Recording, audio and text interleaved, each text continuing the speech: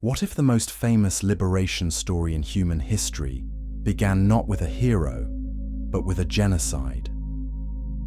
Exodus 1:22 records a command so brutal it shaped the destiny of nations. Most people assume the Exodus story is simply about freedom versus slavery. But when you examine the Egyptian empire at its height, you discover a collision between two completely different understandings of divine power, human worth, and cosmic order. In this journey, we will move through three crucial revelations. First, we will uncover what Egypt really was in 1520 BC, not the Hollywood version, but the theological empire that believed Pharaoh himself was a living god. Then we will trace how one Hebrew baby survived a death sentence designed to eliminate an entire generation. Finally, we will ask the question scholars debate in universities today. Was this ancient politics, or was something supernatural unfolding in real time?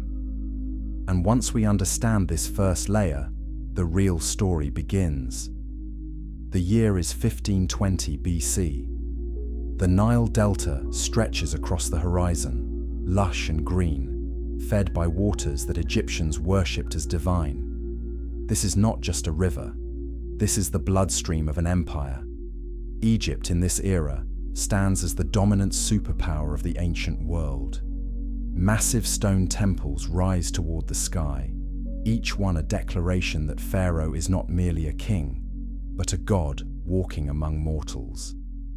Exodus 1:8 tells us a new king arose over Egypt who did not know Joseph. That single verse holds a terrifying truth.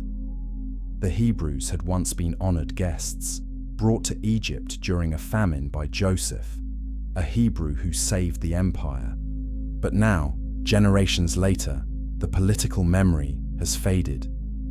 The Hebrews are no longer seen as saviors. They are seen as a threat. Subscribe now to discover the hidden truths buried in ancient scripture that most biblical teachers never mention. The Israelites multiply. Exodus 1:7 says they become fruitful, increase abundantly, multiply, and grow exceedingly mighty. The language here is not accidental. This is the same language used in Genesis 1:28, when God commands humanity to be fruitful and multiply. The Hebrews are fulfilling the creation mandate, but in a land that does not belong to them. And Pharaoh notices. He sees the growing population and interprets it as a national security crisis. What if war breaks out? What if these Hebrews, who outnumber native Egyptians in certain regions, join Egypt's enemies? Exodus 1:10 captures Pharaoh's fear perfectly. He says, "Come, let us deal shrewdly with them, lest they multiply, and if war breaks out, they join our enemies and fight against us and escape from the land." So Pharaoh implements a plan. He enslaves the Hebrews. He sets taskmasters over them to afflict them with heavy burdens. Exodus 1:11 tells us the Israelites build store cities for Pharaoh, including Pithom and Ramses. Archaeological evidence confirms these cities existed. Scholars have debated their exact locations, but the historical footprint is undeniable. The Hebrews become the labor force that powers Egypt's construction projects. They make bricks, they haul stones, they work under the sun until their bodies break. But here is where the story takes a turn that defies human logic. Exodus 1:12 says, "But the more they were oppressed, the more they multiplied, and the more they spread abroad." Oppression does not crush them. It strengthens them. Like this video, if you have ever wondered why suffering sometimes produces the opposite of what oppressors intend, Pharaoh realizes his strategy is failing. Slavery is not reducing the Hebrew population, so he escalates. He issues a direct command to the Hebrew midwives, Shiphrah, and Puah. Exodus 1:16 records his chilling order. When you serve as midwife to the Hebrew women and see them on the birth stool, if it is a son, you shall kill him, but if it is a daughter, she shall live. This is not just cruelty. This is calculated genocide. By eliminating male children, Pharaoh aims to destroy the future of the Hebrew people. No sons means no warriors, no leaders, no continuation of the family line.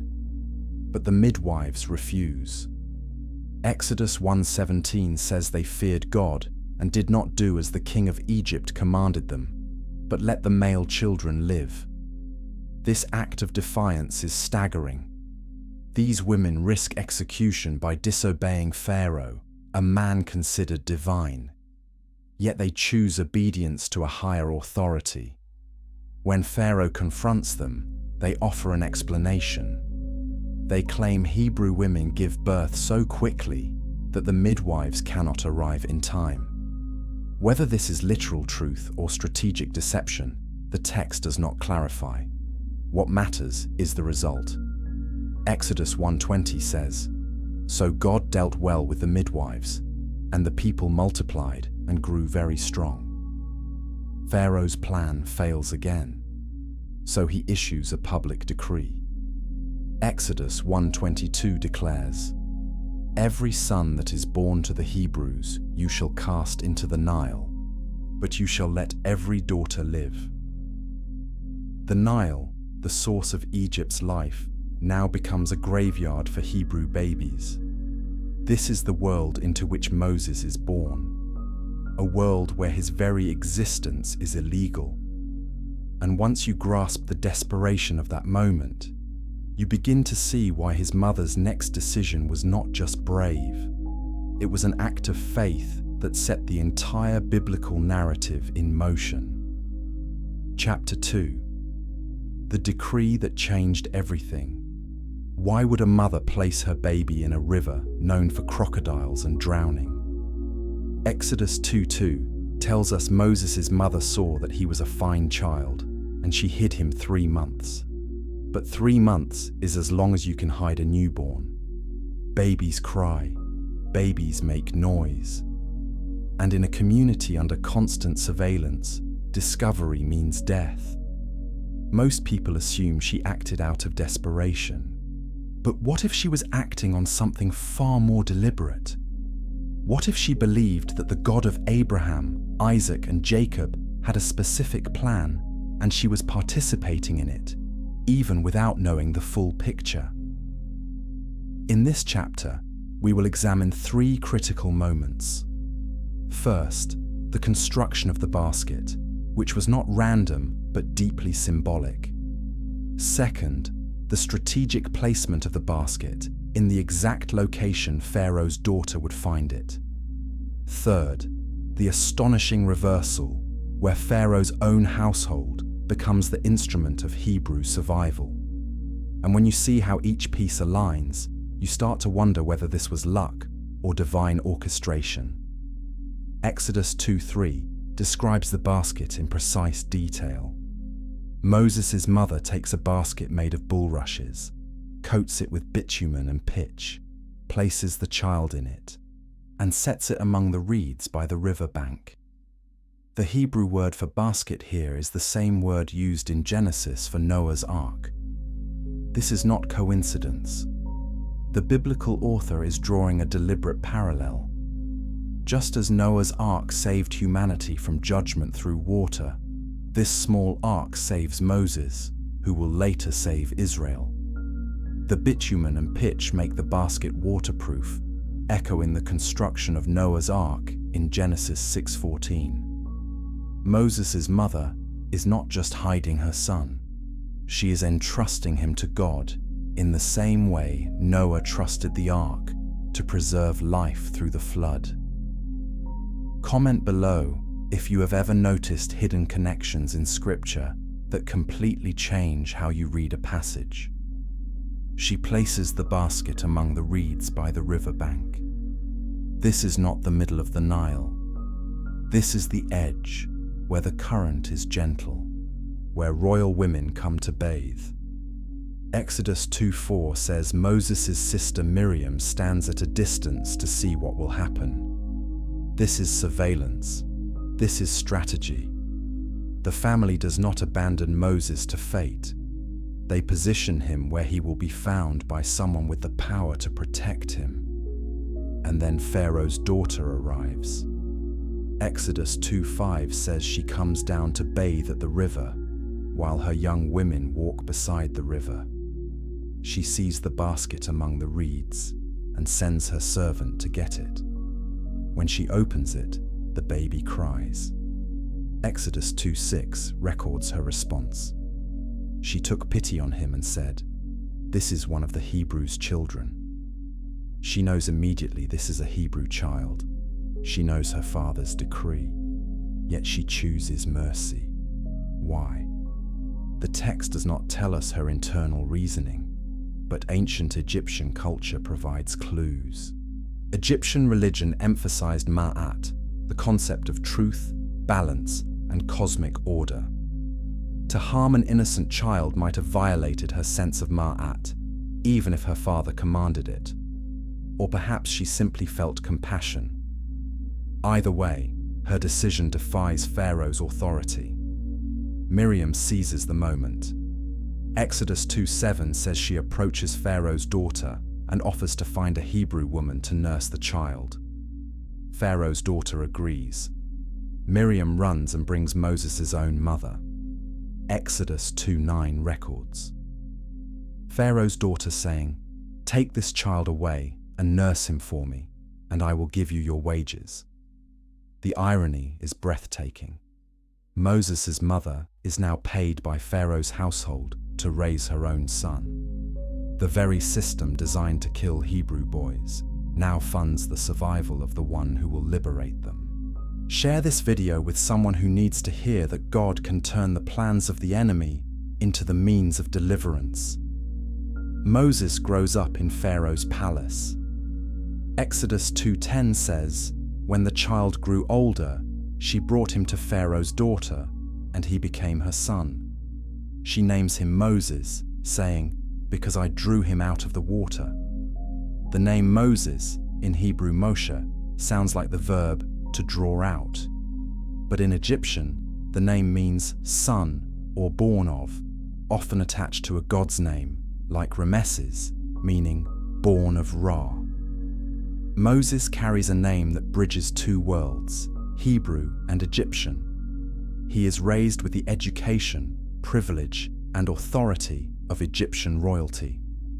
Acts 7:22 says Moses was instructed in all the wisdom of the Egyptians and was mighty in his words and deeds. He learns Egyptian language, literature, religion, military strategy, and governance. He is trained to command. He is trained to rule. Yet somewhere deep inside, there is a tension. He is Hebrew by blood, but Egyptian by culture. He is part of the oppressor class, yet his people suffer under that same system. Scholars debate how much Moses knew about his origins during his early years. Did Pharaoh's daughter tell him? Did his biological mother reveal his identity during the nursing years? The text does not say, but what is clear is this: identity cannot be erased. And when Moses finally confronts the truth of who he is, the collision will be violent. What comes next is the moment Moses can no longer live in two worlds, the moment he must choose. And once he makes that choice, there is no going back. Chapter 3: Two Worlds, One Man. What do you do when you discover your entire life is built on a lie? Exodus 2:11 says, "One day, when Moses had grown up, he went out to his people and looked on their burdens, and he saw an Egyptian beating a Hebrew, one of his people." That phrase, his people, is loaded with meaning. Moses now identifies the Hebrews as his people, not the Egyptians who raised him. Most people assume this was a sudden realization. But what if Moses had been wrestling with his identity for years, and this moment was simply the breaking point? In this chapter, we will explore 3 critical questions. First, what triggered Moses' awareness of his Hebrew identity? Second, why did he respond with violence instead of using his royal authority? Third, what does this moment reveal about the kind of leader Moses would become? And once we answer these questions, and we will see that Moses' greatest strength and greatest weakness were the same thing: his inability to ignore injustice.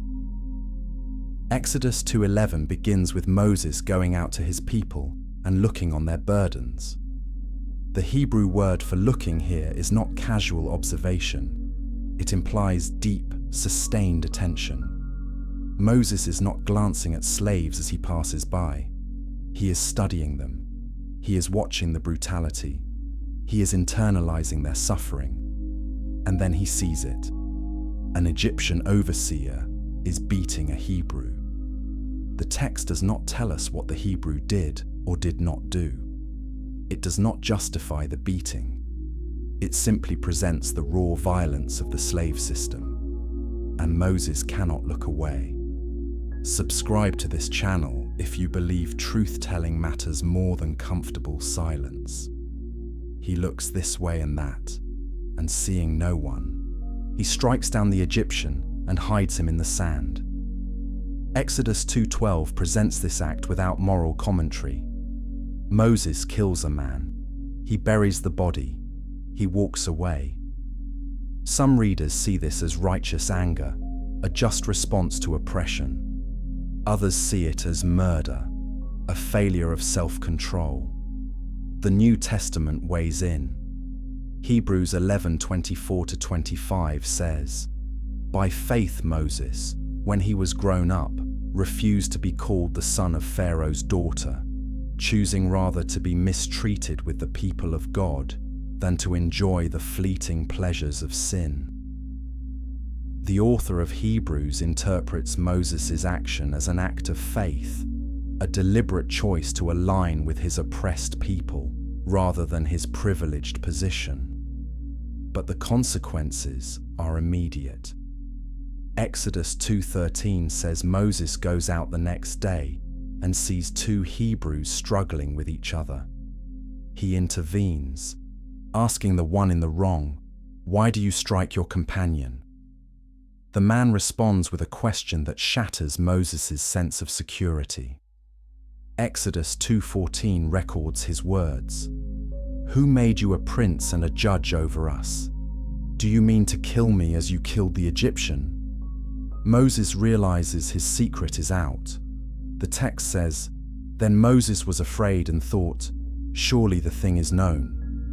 Fear grips him. If the Hebrews know, Pharaoh will know, and Pharaoh will execute him." Exodus 2:15 confirms this.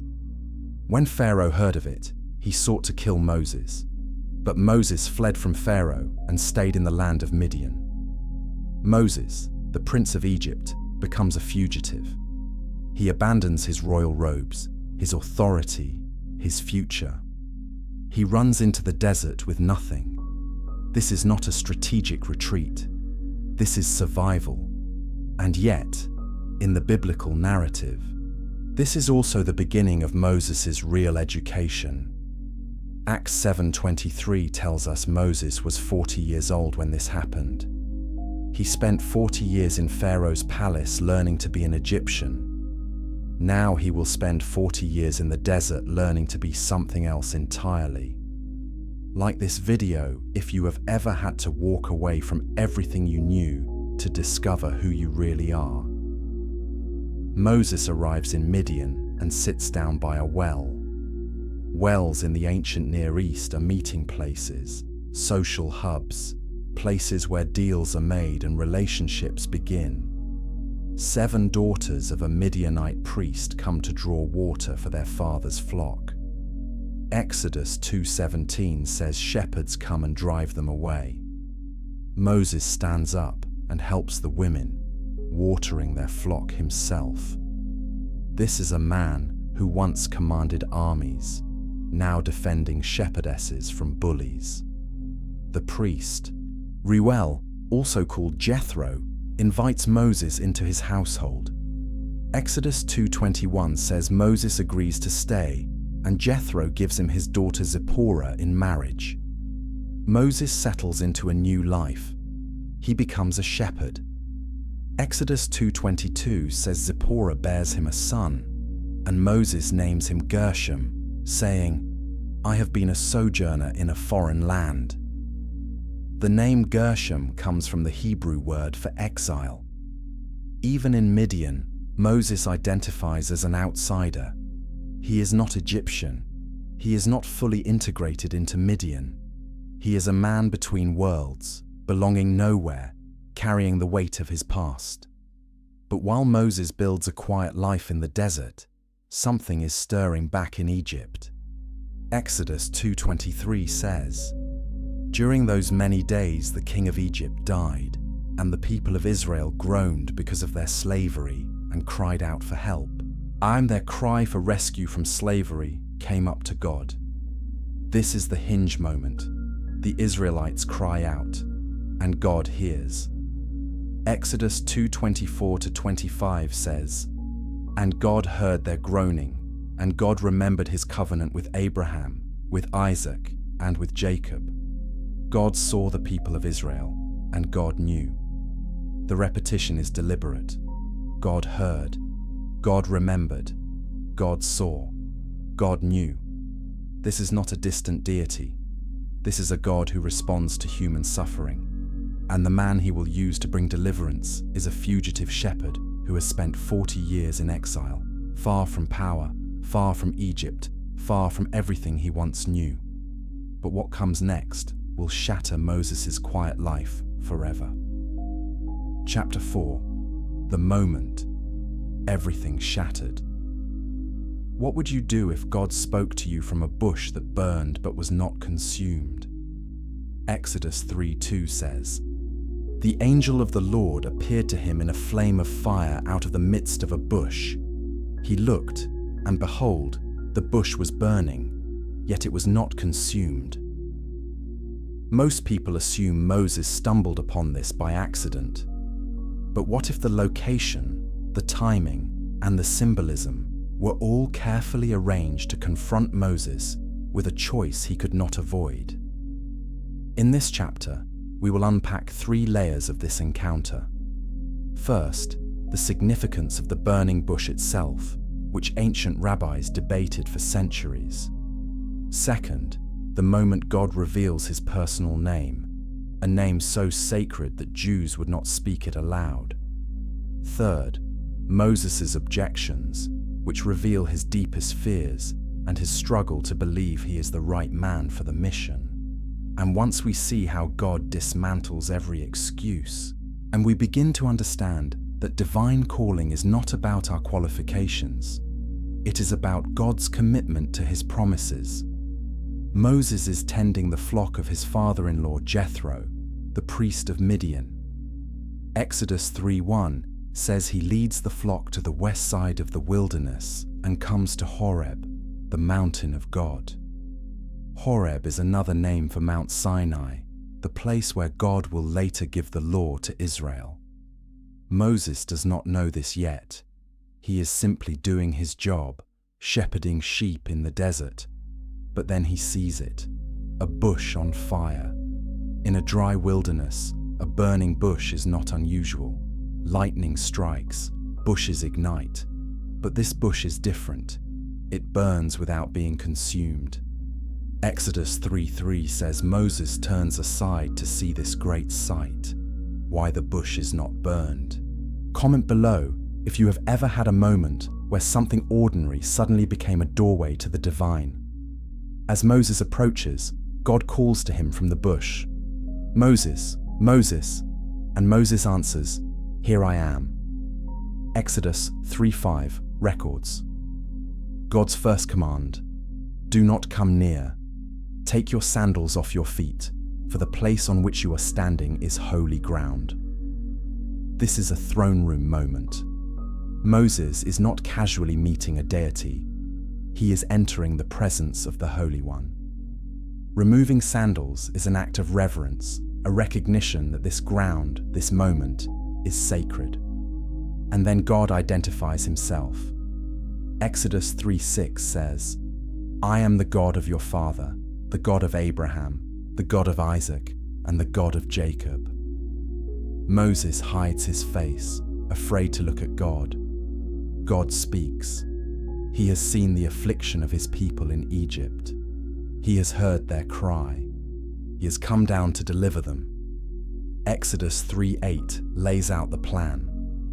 "I have come down to deliver them out of the hand of the Egyptians, and to bring them up out of that land to a good and broad land, a land flowing with milk and honey."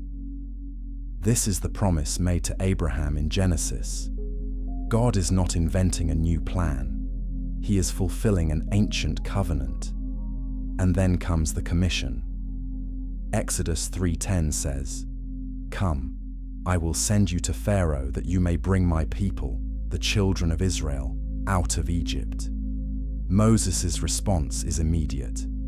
"Who am I that I should go to Pharaoh and bring the children of Israel out of Egypt?" This is not false humility. Moses is a fugitive. He is a wanted man in Egypt. He has no army, no political power, no leverage. How can he possibly confront Pharaoh? God's answer is simple.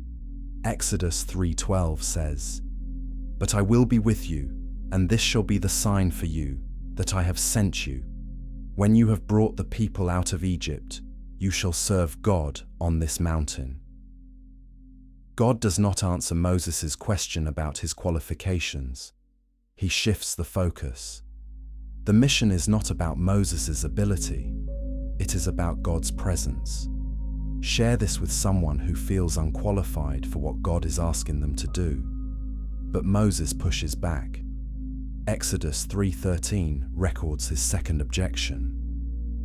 "If I come to the people of Israel and say to them, 'The God of your fathers has sent me to you,' and they ask me, 'What is his name?' what shall I say to them?" This is a profound question.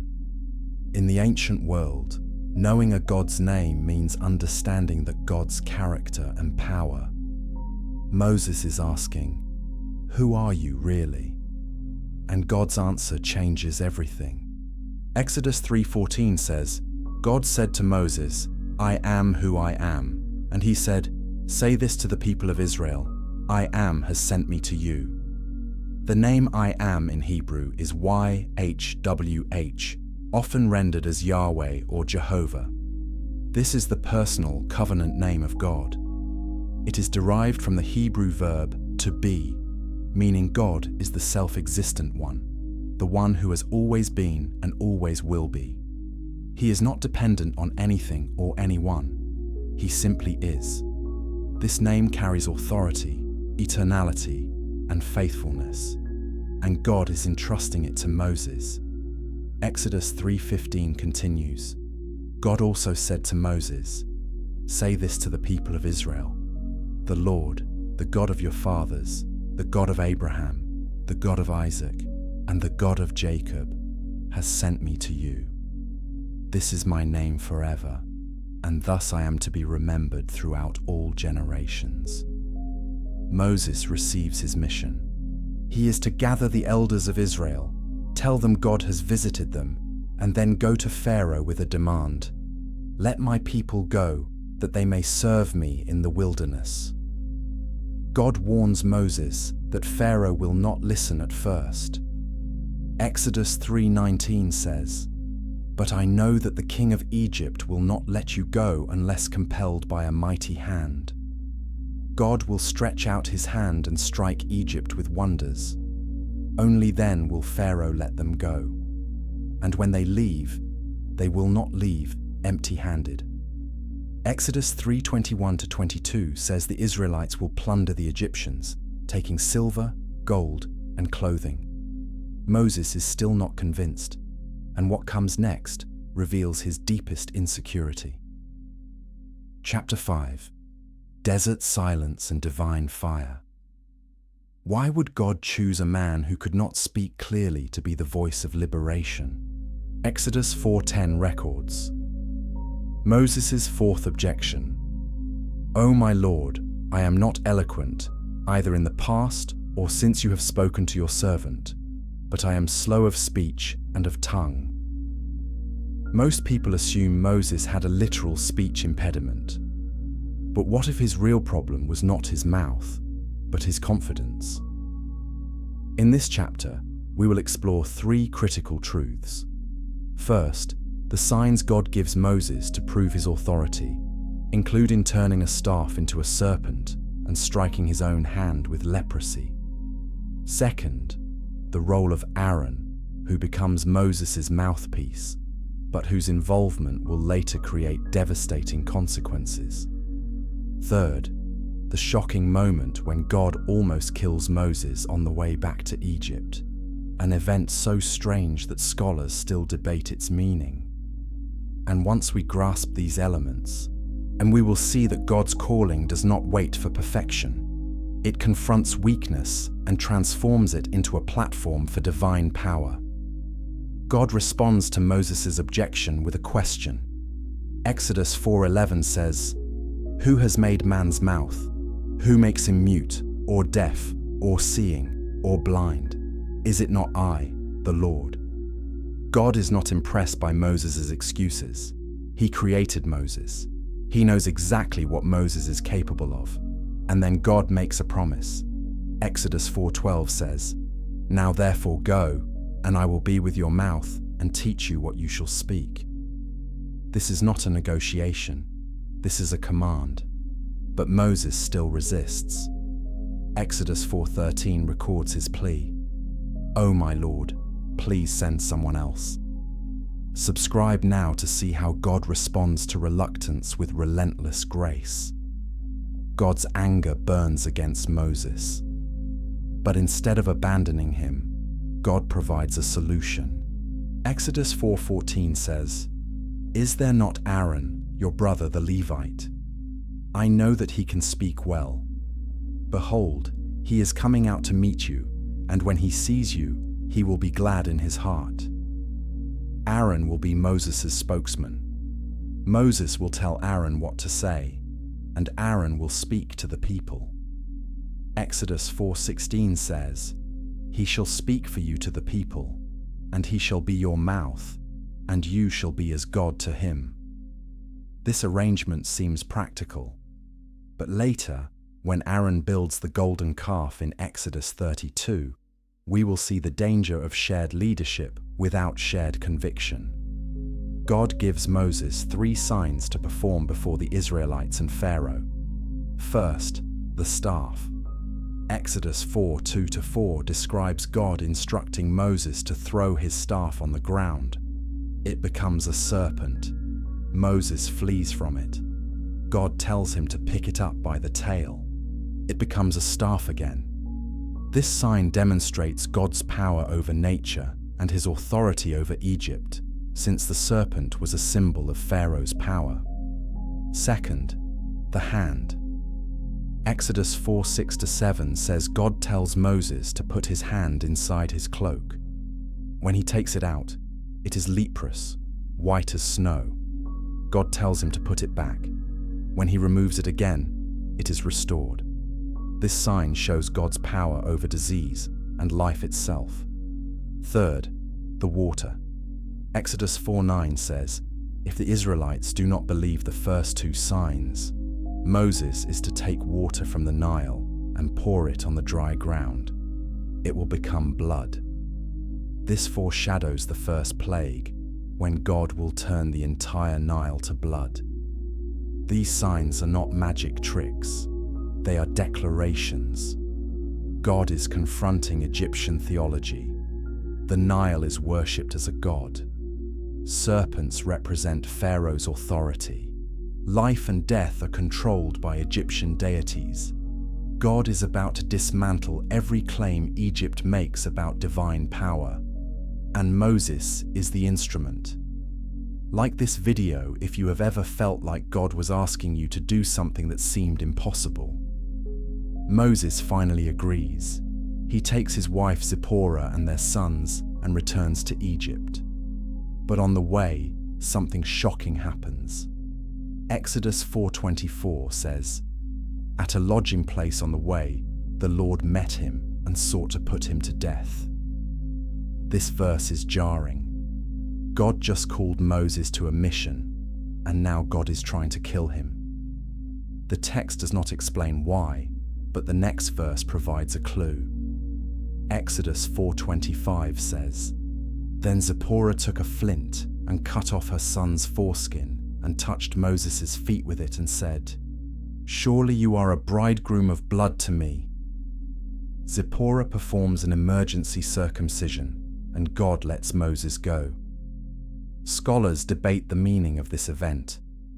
The most common interpretation is that Moses had failed to circumcise his son, violating the covenant command given to Abraham in Genesis 17.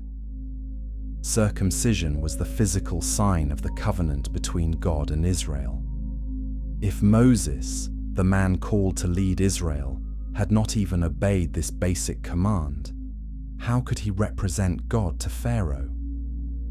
Zipporah's act saves Moses' life, but the phrase bridegroom of blood suggests tension in their marriage. Some scholars believe Zipporah resented the circumcision requirement. Others believe she was rebuking Moses for his negligence. Either way, the moment is a reminder that God's calling requires obedience, not just agreement. Moses arrives in Egypt and meets Aaron. Exodus 4:29-31 says they gather the elders of Israel. Aaron speaks the words God gave to Moses, and Moses performs the signs. The people believe. They bow their heads and worship. After 400 years of silence, God has finally visited his people. But belief and worship are not the same as deliverance. Pharaoh still rules. The oppression still crushes. And now Moses and Aaron must walk into the throne room of the most powerful man on earth and make a demand that will sound like treason. What comes next is the beginning of the greatest confrontation between human empire and divine authority ever recorded. Chapter 6. The Return. No one expected. What do you say to a man who thinks he is a god? Exodus 5:1 records the moment Moses and Aaron stand before Pharaoh and say, "Thus says the Lord, I'm the God of Israel. Let my people go, that they may hold a feast to me in the wilderness." Most people assume Pharaoh rejected this request out of cruelty. But what if his refusal was rooted in theology? In this chapter, we will examine three critical dynamics. First, Pharaoh's response, which reveals his understanding of divinity and power. Second, the immediate consequences for the Israelites, whose suffering increases because of Moses' demand. Third, Moses' crisis of faith, when he questions whether God sent him at all. And once we understand the collision of worldviews happening in this moment, we will see that the Exodus is not just a political liberation, it is a theological war. Pharaoh's answer is immediate and dismissive. Exodus 5:2 says, "Who is the Lord that I should obey his voice and let Israel go? I do not know the Lord, and moreover, I will not let Israel go." Pharaoh does not recognize Yahweh. Egypt has its own pantheon of gods. Ra, the sun god. Osiris, the god of the afterlife. Horus, the god of kingship. Pharaoh himself is considered the living embodiment of Horus. To acknowledge Yahweh would be to admit that another god has authority over him, and Pharaoh will not do that. His refusal is not just political, it is theological. He is defending Egypt's entire religious system. Comment below if you have ever encountered someone who could not accept truth because it threatened their entire identity. Moses and Aaron press further. Exodus 5:3 records their plea. The God of the Hebrews has met with us. Please let us go a 3 days' journey into the wilderness, that we may sacrifice to the Lord our God, lest he fall upon us with pestilence or with the sword. They are not asking for permanent freedom yet. They are asking for a religious pilgrimage. But Pharaoh sees through this. Exodus 5:4-5 says, But the king of Egypt said to them, Moses and Aaron, why do you take the people away from their work? Get back to your burdens. And Pharaoh said, Behold, the people of the land are now many, and you make them rest from their burdens. Pharaoh interprets the request as a labor strike, and he responds with escalation. Exodus 5:6-9 records his order to the taskmasters. You shall no longer give the people straw to make bricks, as in the past. Let them go and gather straw for themselves. But the number of bricks that they made in the past, you shall impose on them. You shall by no means reduce it. This is economic warfare. The Israelites must now find their own straw, but produce the same number of bricks. When they cannot meet the quota, they are beaten. Exodus 5:14 says the Israelite foremen, appointed by Pharaoh's taskmasters, are beaten and asked, Why have you not done all your task of making bricks today and yesterday, as in the past? The Israelite foremen go to Pharaoh to protest. Exodus 5:15-16 records their plea. Why do you treat your servants like this? No straw is given to your servants, yet they say to us, Make bricks. And behold, your servants are beaten, but the fault is in your own people. Pharaoh's response is brutal. Exodus 5:17-18 says, But he said, You are idle, you are idle. That is why you say, Let us go and sacrifice to the Lord. Go now and work. No straw will be given you, but you must still deliver the same number of bricks. Pharaoh accuses them of laziness and blames their suffering on Moses' request. Share this video with someone who needs to know that standing up for truth often increases suffering before it brings freedom. The foremen leave Pharaoh's presence and confront Moses and Aaron. Exodus 5:20-21 says, They met Moses and Aaron, who were waiting for them, as they came out from Pharaoh, and they said to them, The Lord look on you and judge, because you have made us stink in the sight of Pharaoh and his servants, and have put a sword in their hand to kill us. This is devastating. The very people Moses came to save now blame him for making their suffering worse. And Moses does not have an answer. He has no miracles to offer, no immediate deliverance, just increased oppression. Moses turns to God. Exodus 5:22-23 records his prayer. O Lord, why have you done evil to this people? Why did you ever send me? For since I came to Pharaoh to speak in your name, he has done evil to this people, and you have not delivered your people at all. This is raw honesty. Moses is questioning God's plan. He is questioning his own calling. He is standing in the gap between divine promise and human suffering, and he cannot see how this ends well. But God's response reveals something crucial. Exodus 6:1 says, But the Lord said to Moses, Now you shall see what I will do to Pharaoh, for with a strong hand he will send them out, and with a strong hand he will drive them out of his land. God is not surprised by Pharaoh's resistance. He expected it. He planned for it. Because the point of the Exodus is not just to free slaves. It is to reveal who God is. Exodus 6:6-7 says, Say therefore to the people of Israel, I am the Lord, and I will bring you out from under the burdens of the Egyptians, and I will deliver you from slavery to them, and I will redeem you with an outstretched arm and with great acts of judgment. I will take you to be my people, and I will be your God, and you shall know that I am the Lord your God, who has brought you out from under the burdens of the Egyptians. This is covenant language. God is binding himself to Israel, and what comes next will leave no doubt that Yahweh is the true God. Chapter 7. When heaven declared war on Egypt. What happens when the God of creation decides to dismantle an empire? Exodus 7:3-5 records God's warning to Moses, "But I will harden Pharaoh's heart. And though I multiply my signs and wonders in the land of Egypt, Pharaoh will not listen to you. Then I will lay my hand on Egypt and bring my hosts, my people, the children of Israel, out of the land of Egypt by great acts of judgment. The Egyptians shall know that I am the Lord."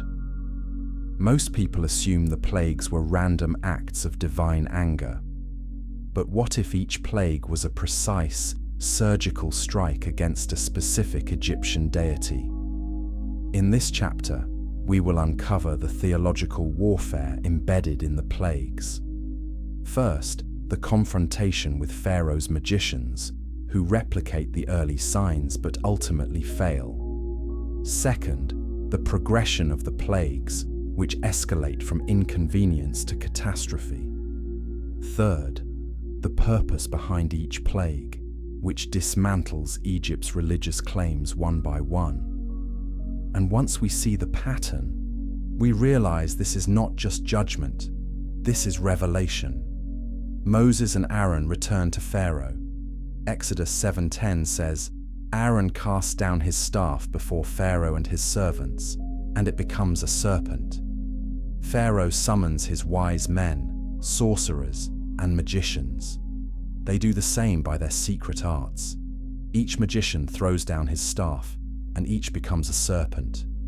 But then Exodus 7:12 says, "But Aaron's staff swallowed up their staffs." This is not a tie. This is dominance. God's power consumes the counterfeit. Yet Pharaoh's heart remains hard. He refuses to listen. Like this video if you have ever seen the truth win, but watched people still choose the lie. God instructs Moses to meet Pharaoh by the Nile the next morning. Exodus 7:17 records the message. "Thus says the Lord, by this you shall know that I am the Lord. Behold, and with the staff that is in my hand, I will strike the water that is in the Nile, and it shall turn into blood." The Nile is Egypt's lifeline. It provides water, fish, irrigation, and fertility. Egyptians worship the Nile as the god Hapi. By turning it to blood, God is declaring that Hapi is powerless. Exodus 7:20-21 describes the result. All the water in the Nile turned into blood, and the fish in the Nile died, and the Nile stank, so that the Egyptians could not drink water from the Nile. There was blood throughout all the land of Egypt. But Pharaoh's magicians replicate the sign. Exodus 7:22 says, "But the magicians of Egypt did the same by their secret arts." So Pharaoh's heart remained hardened, and he would not listen to them, as the Lord had said. If the magicians could turn water to blood, Pharaoh saw no reason to fear Moses' God. Yet the Egyptians suffer. They dig along the Nile for water to drink. The entire nation is disrupted. But Pharaoh does not relent. 7 days pass. Then God sends the second plague. Exodus 8:2 records the warning. "But if you refuse to let them go, behold, I will plague all your country with frogs." The frog was associated with Heket, the Egyptian goddess of fertility and childbirth, often depicted with a frog's head. God is about to turn a symbol of life into a symbol of death. Exodus 8:6 says Aaron stretches out his hand over the waters of Egypt, and frogs come up and cover the land. They invade houses, bedrooms, ovens, and kneading bowls. The text paints a picture of total infestation. Pharaoh's magicians replicate this plague too, but they cannot remove it. Only Moses can. Pharaoh summons Moses and Aaron. Exodus 8:8 records his plea. "Plead with the Lord to take away the frogs from me and from my people, and I will let the people go to sacrifice to the Lord." This is the first time Pharaoh acknowledges Yahweh by name. Moses prays, and the frogs die. Exodus 8:13-14 says they die in the houses, courtyards, and fields, and the people pile them in heaps, and the land stinks. But as soon as relief comes, Pharaoh hardens his heart again. He breaks his promise. He will not let Israel go. Subscribe to discover why repeated patterns of promise and betrayal reveal the deepest truths about human nature and divine patience. The third plague comes without warning. Exodus 8:16-17 says, "Aaron strikes the dust of the earth with his staff, and it becomes gnats on man and beast. All the dust of the earth becomes gnats throughout all the land of Egypt." The magicians try to replicate this plague, but they cannot. Exodus 8:18-19 says, "The magicians tried by their secret arts to produce gnats, but they could not. So there were gnats on man and beast. Then the magicians said to Pharaoh, 'This is the finger of God.' But Pharaoh's heart was hardened, and he would not listen to them. Even the magicians recognize they are outmatched, but Pharaoh refuses to yield. The fourth plague targets the land itself. Exodus 8:24 says, "There came great swarms of flies into the house of Pharaoh and into his servants' houses. Throughout all the land of Egypt, the land was ruined by the swarms of flies." But this time, God makes a distinction. Exodus 8:22-23 says, "But on that day I will set apart the land of Goshen, where my people dwell, so that no swarms of flies shall be there, that you may know that I am the Lord in the midst of the earth. Thus I will put a division between my people and your people." This is not just judgment, this is protection. God is showing that he can distinguish between Egypt and Israel, even when they live in the same land. Pharaoh offers a compromise. Exodus 8:25 says, "Go, sacrifice to your God within the land." But Moses refuses. Exodus 8:26-27 says, "But Moses said, 'It would not be right to do so, for the offerings we shall sacrifice to the Lord our God are an abomination to the Egyptians. If we sacrifice offerings abominable to the Egyptians before their eyes, will they not stone us? We must go 3 days' journey into the wilderness and sacrifice to the Lord our God, as he tells us." Pharaoh agrees to let them go, but only if Moses prays to remove the flies. Moses prays, the flies disappear, and once again, Pharaoh hardens his heart. What comes next will escalate beyond discomfort. The plagues are about to strike Egypt's economy, health, and sense of security. Chapter 8: Blood, Frogs, and the Battle of Gods. What does it mean when your livestock die, your body breaks out in boils, and the sky rains fire? Exodus 9:3 records God's warning. "Behold, the hand of the Lord will fall with a very severe plague upon your livestock that are in the field, the horses, the donkeys, the camels, the herds, and the flocks." Most people focus on the suffering of the Egyptians, but what if the real story is what each plague reveals about the character of God and the blindness of Pharaoh? In this chapter, we will explore 3 devastating plagues.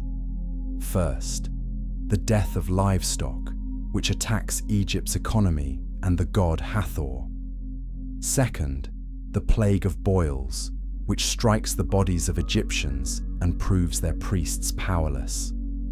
Third, the plague of hail, which demonstrates God's control over the weather and gives Pharaoh a choice between faith and foolishness.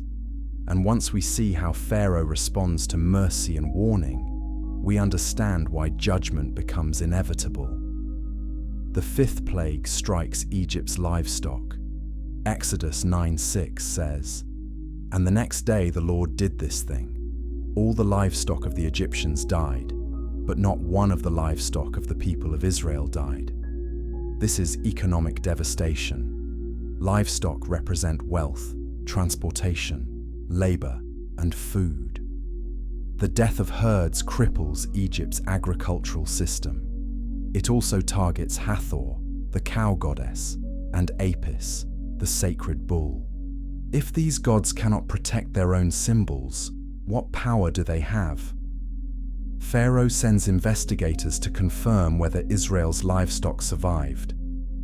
Exodus 9:7 says, "And Pharaoh sent, and behold, not one of the livestock of Israel was dead. But the heart of Pharaoh was hardened, and he did not let the people go." Comment below if you have ever seen someone refuse to believe the truth, even when the evidence is undeniable. The sixth plague comes without warning. Exodus 9:8-10 describes God instructing Moses and Aaron to take handfuls of soot from the kiln and throw it in the air in Pharaoh's sight. It becomes fine dust over all the land of Egypt and causes boils breaking out in sores on man and beast. The magicians cannot stand before Moses because the boils are on them and on all the Egyptians. This plague is personal. It attacks the body. Egyptian religion emphasized ritual purity. Priests had to be physically unblemished to serve in the temples. Now the priests themselves are covered in painful sores. They cannot perform their duties. The entire religious system is exposed as powerless. But Exodus 9:12 says, "But the Lord hardened the heart of Pharaoh, and he did not listen to them, as the Lord had spoken to Moses." This is the first time the text explicitly says God hardened Pharaoh's heart. Earlier, Pharaoh hardened his own heart. Now God is confirming Pharaoh's chosen path. This raises a theological question debated for centuries. Does God override human free will? Or does God simply solidify the decision a person has already made? The text presents both. Pharaoh repeatedly hardens his own heart. Then God hardens it further. Pharaoh chose rebellion. God used that rebellion to display his power. Share this with someone who wrestles with hard questions about divine sovereignty and human responsibility. The seventh plague is the most visually dramatic so far. Exodus 9:18 records God's warning. "Behold, about this time tomorrow, I will cause very heavy hail to fall, such as never has been in Egypt from the day it was founded until now." God gives Pharaoh and the Egyptians a choice. Exodus 9:19-20 says, "Now therefore send, get your livestock and all that you have in the field into safe shelter, for every man and beast that is in the field and is not brought home will die when the hail falls on them." Then whoever feared the word of the Lord among the servants of Pharaoh hurried his slaves and his livestock into the houses. But whoever did not pay attention to the word of the Lord left his slaves and his livestock in the field. This is remarkable. God warns Egypt. He gives them time to respond. Some Egyptians believe the warning and protect their livestock. Others ignore it. This shows that even among Pharaoh's servants, there are people who recognize Yahweh's power. Exodus 9:23-26 describes the plague. "Then Moses stretched out his staff toward heaven, and the Lord sent thunder and hail, and fire ran down to the earth. And the Lord rained hail upon the land of Egypt. There was hail and fire flashing continually in the midst of the hail, very heavy hail, such as had never been in all the land of Egypt since it became a nation. The hail struck down everything that was in the field in all the land of Egypt, both man and beast. And the hail struck down every plant of the field and broke every tree of the field. Only in the land of Goshen, where the people of Israel were, was there no hail. Pharaoh summons Moses and Aaron. Exodus 9:27 records his confession. "This time I have sinned. The Lord is in the right, and I and my people are in the wrong." He begs Moses to plead with God to end the thunder and hail. He promises to let Israel go. Moses agrees to pray, but he adds a warning. Exodus 9:30 says, "But as for you and your servants, I know that you do not yet fear the Lord God." Moses knows Pharaoh's repentance is not genuine. It is tactical, and he is right. Exodus 9:34-35 says, "But when Pharaoh saw that the rain and the hail and the thunder had ceased, he sinned yet again and hardened his heart, he and his servants. So the heart of Pharaoh was hardened, and he did not let the people of Israel go, just as the Lord had spoken through Moses." Like this video, if you have ever encountered someone who said all the right words but never changed their actions.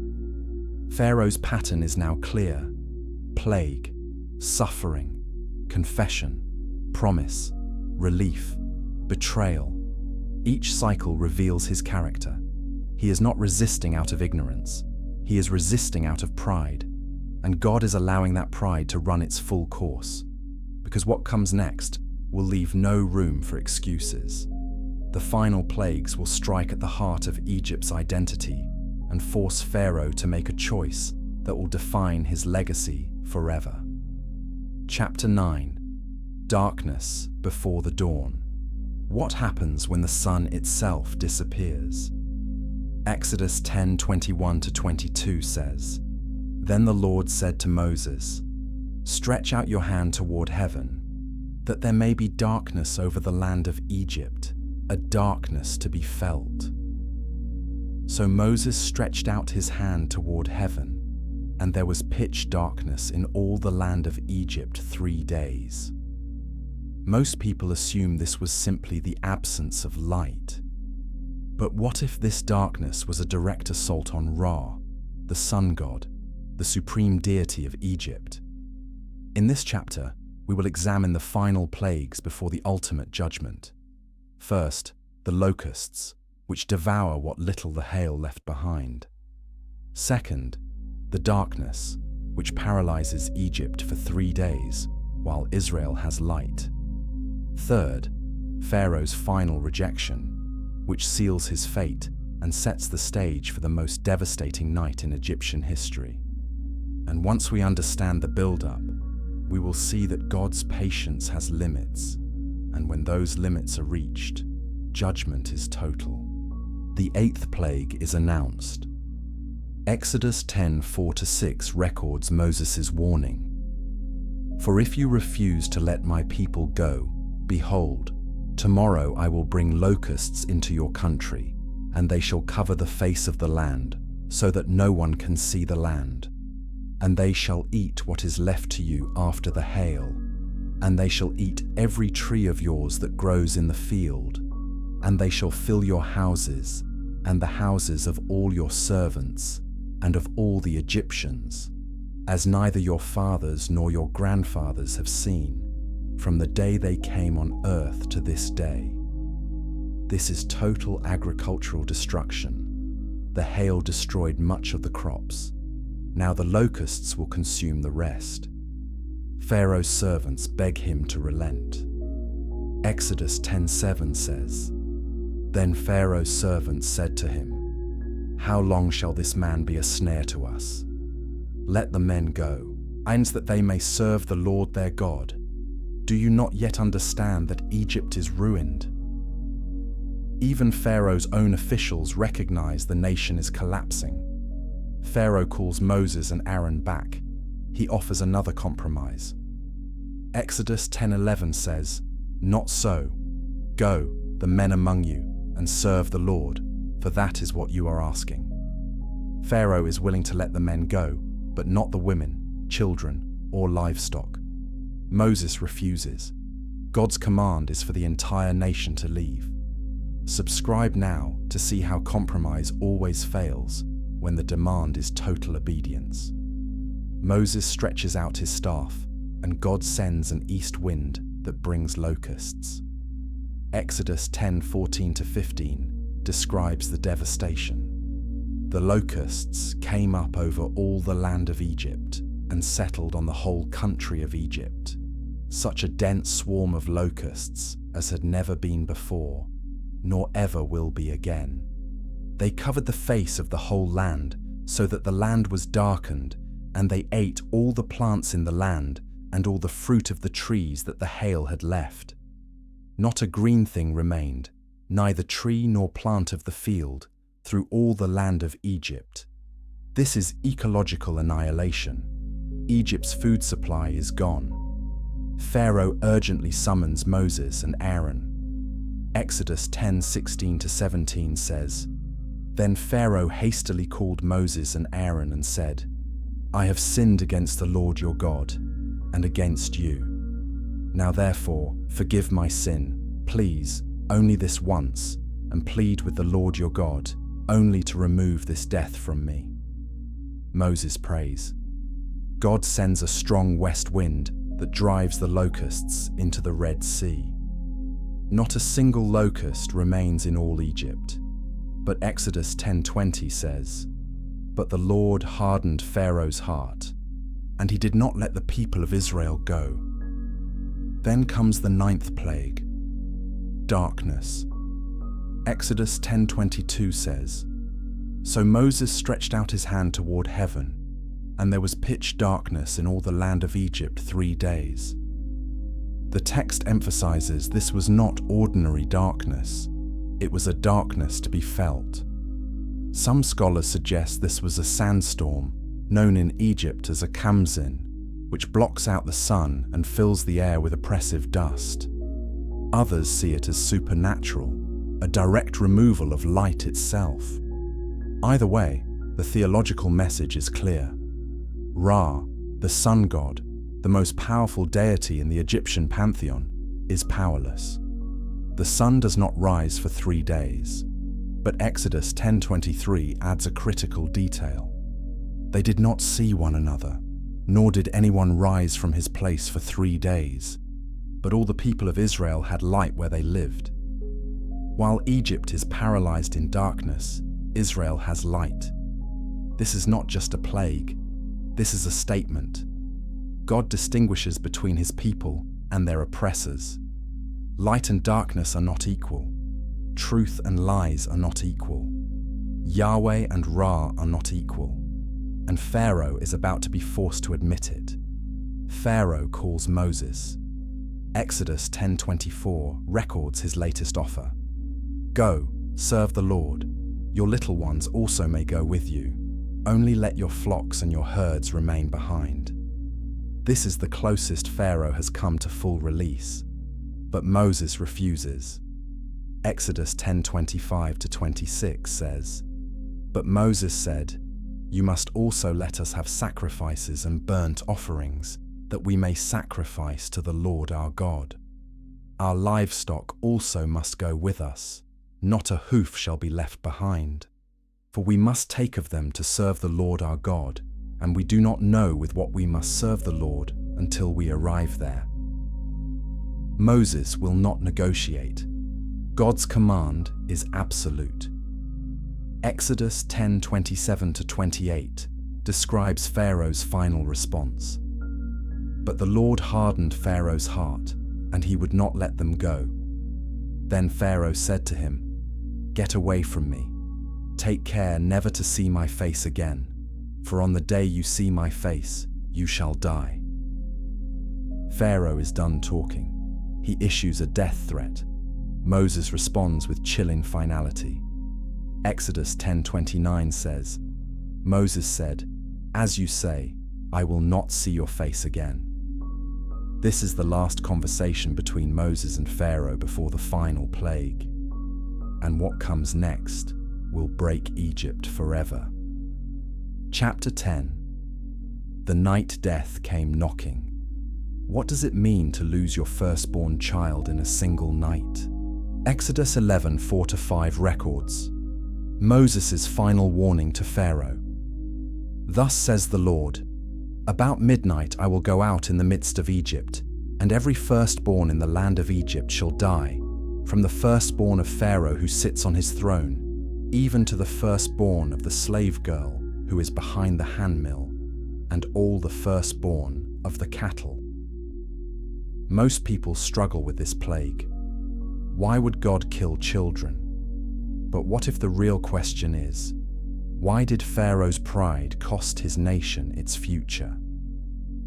In this chapter, we will explore the most somber moment in the Exodus narrative.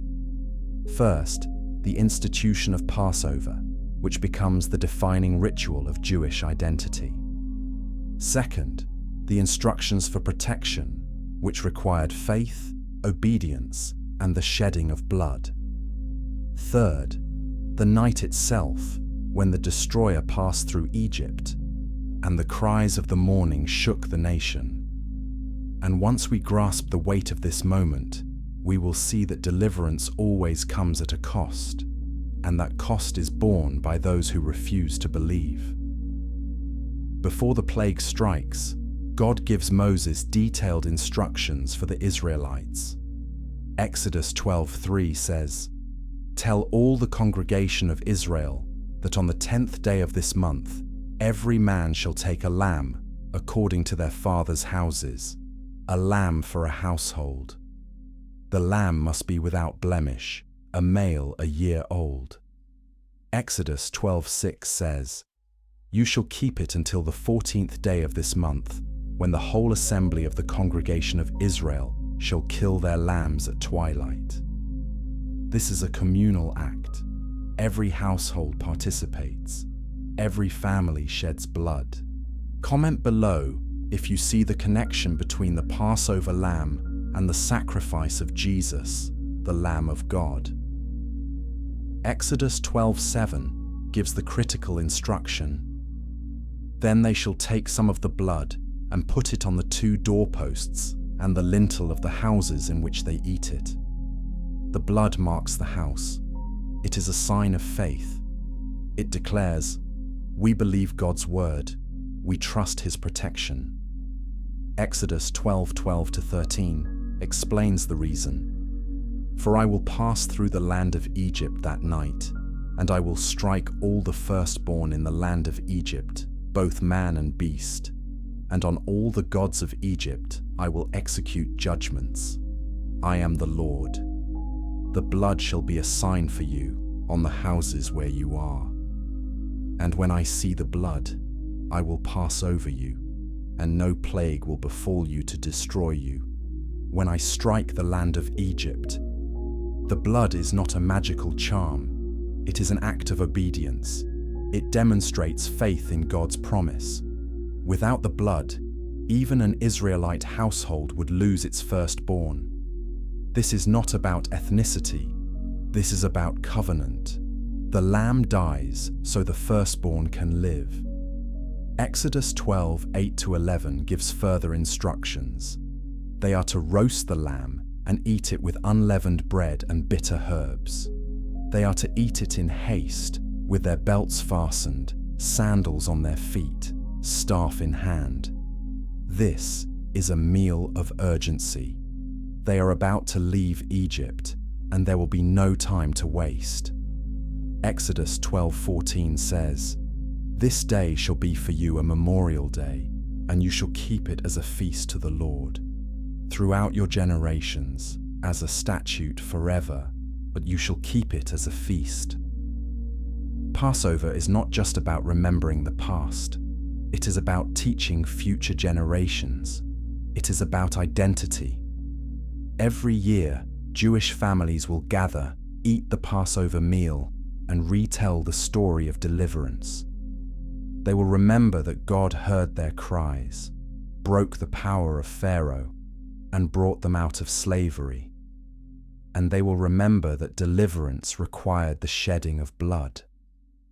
Share this with someone who needs to know that God's protection is real, but it requires faith and obedience.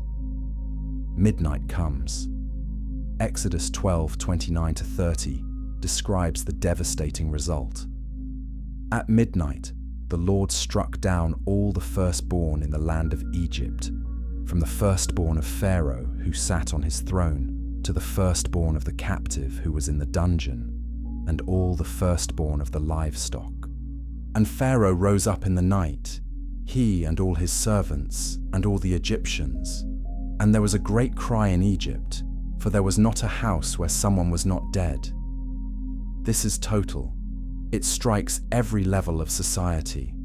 Pharaoh's son, the prisoner's son, the slave's son. Every household mourns. The entire nation is broken. Pharaoh summons Moses and Aaron in the night. Exodus 12:31-32 records his surrender. Up, go out from among my people, both you and the people of Israel, and go, serve the Lord as you have said. Take your flocks and your herds as you have said, and be gone, and bless me also. Pharaoh does not negotiate. He does not set conditions. He begs them to leave. And for the first time, he asks for a blessing.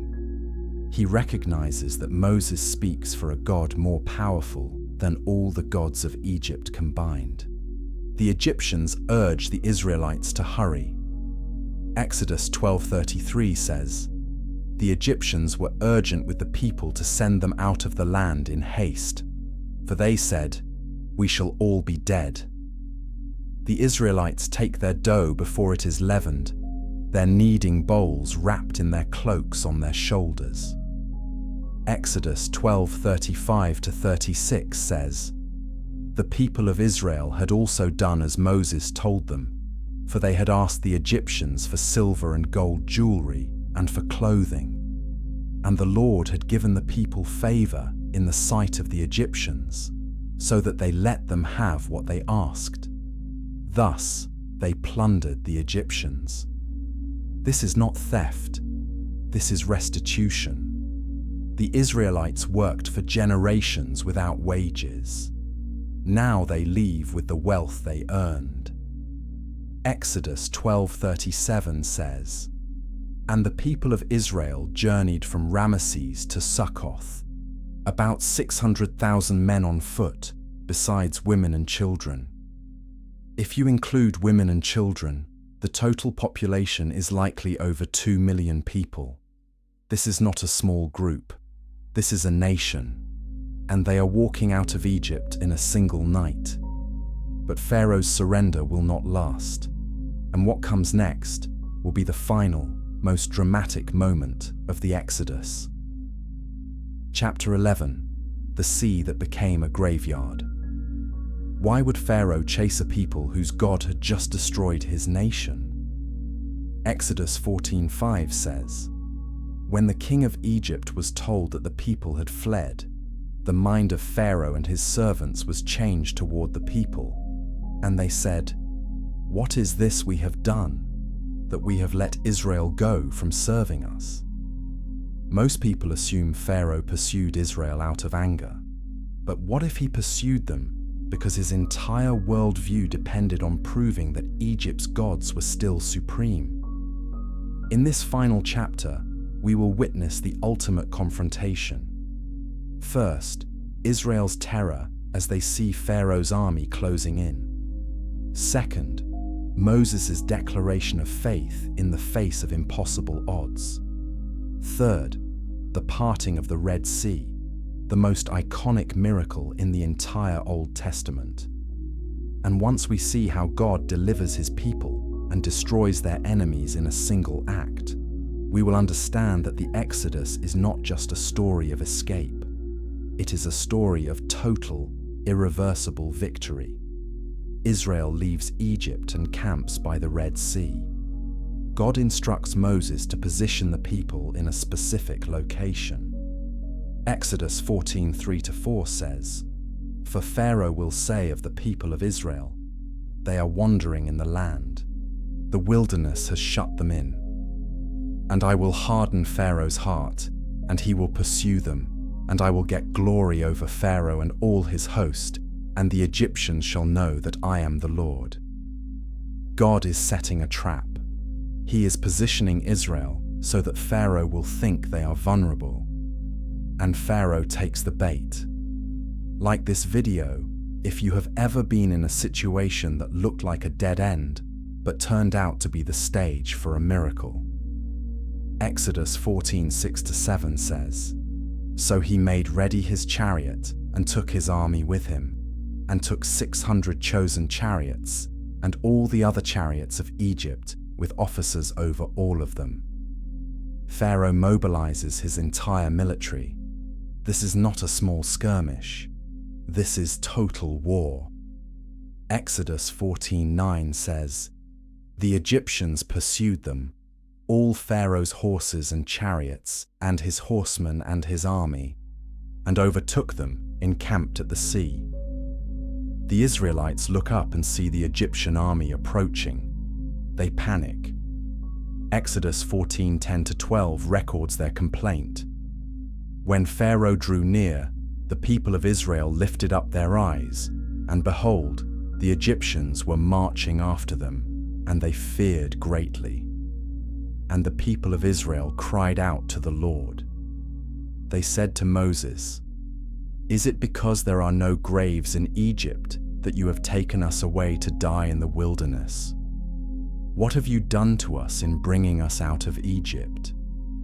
Is not this what we said to you in Egypt? Leave us alone that we may serve the Egyptians. For it would have been better for us to serve the Egyptians than to die in the wilderness.'" This is fear talking. This is doubt. The Israelites have already seen God strike Egypt with 10 devastating plagues. And they have seen the Nile turn to blood, the sky rain hail and fire, and the firstborn of Egypt die in a single night. Yet now, facing a human army, they assume God has abandoned them. But Moses does not waver. Exodus 14:13-14 records his response. "Fear not, stand firm, and see the salvation of the Lord, which he will work for you today. For the Egyptians whom you see today, you shall never see again. The Lord will fight for you, and you have only to be silent." Subscribe now to discover how God turns impossible situations into moments of unshakable faith. God speaks to Moses. Exodus 14:16 says, "Lift up your staff and stretch out your hand over the sea and divide it, that the people of Israel may go through the sea on dry ground." Moses obeys. Exodus 14:21 describes what happens next. "Then Moses stretched out his hand over the sea, and the Lord drove the sea back by a strong east wind all night, and made the sea dry land, and the waters were divided. The waters split, a path opens, the seabed becomes dry ground, and the Israelites walk through on foot." Exodus 14:19-20 adds a crucial detail. "The angel of God and the pillar of cloud move from in front of Israel and stand behind them, coming between the Egyptian army and the camp of Israel. It is a cloud and darkness to the Egyptians, but it gives light by night to Israel. The Egyptians cannot advance. They are held back until Israel crosses. Then, when the Israelites are safe on the other side, Exodus 14:23 says, "The Egyptians pursued and went in after them into the midst of the sea, all Pharaoh's horses, his chariots, and his horsemen." God clogs the wheels of the Egyptian chariots. Exodus 14:25 says, "And the Egyptians said, 'Let us flee from before Israel, for the Lord fights for them against the Egyptians. Even Pharaoh's soldiers recognize they are fighting against God, but it is too late. Exodus 14:26-28 records the final moment. Then the Lord said to Moses, "Stretch out your hand over the sea, that the water may come back upon the Egyptians, upon their chariots, and upon their horsemen." So Moses stretched out his hand over the sea, and the sea returned to its normal course when the morning appeared. And the Egyptians fled into it, and the Lord threw the Egyptians into the midst of the sea. The waters returned and covered the chariots and the horsemen. Of all the host of Pharaoh that had followed them into the sea, not one of them remained. The entire Egyptian army is destroyed.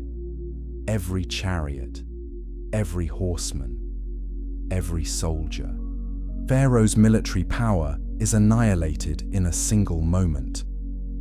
Exodus 14:30-31 says, "Thus the Lord saved Israel that day from the hand of the Egyptians, and Israel saw the Egyptians dead on the seashore." Israel saw the great power that the Lord used against the Egyptians, so the people feared the Lord, and they believed in the Lord and in his servant Moses. This is the moment faith becomes sight. The Israelites no longer need to imagine God's power. They have seen it. Exodus 15 records the song of Moses and the Israelites. It is a song of triumph, worship, and awe. Exodus 15:1-2 says, "I will sing to the Lord, for he has triumphed gloriously. The horse and his rider he has thrown into the sea. The Lord is my strength and my song, and he has become my salvation. This is my God, and I will praise him, my Father's God, and I will exalt him." This is the birth of a nation. This is the moment Israel becomes a people defined not by slavery, but by deliverance. Share this video with someone who needs to be reminded that no enemy is greater than the God who fights for his people. The Exodus is not just ancient history, it is a living testimony. It declares that God hears the cries of the oppressed. He breaks the chains of injustice. He confronts the proud and exalts the humble. He makes a way where there is no way. And he keeps his promises, no matter how long it takes. The Israelites walked out of Egypt as slaves. They walked through the Red Sea as free people. And they would spend the next 40 years learning what it means to live as the people of God. But that is another story. For now, we end here, on the shores of the Red Sea, with the sound of singing, the sight of deliverance, and the knowledge that the God who freed Israel is the same God who hears your voice today.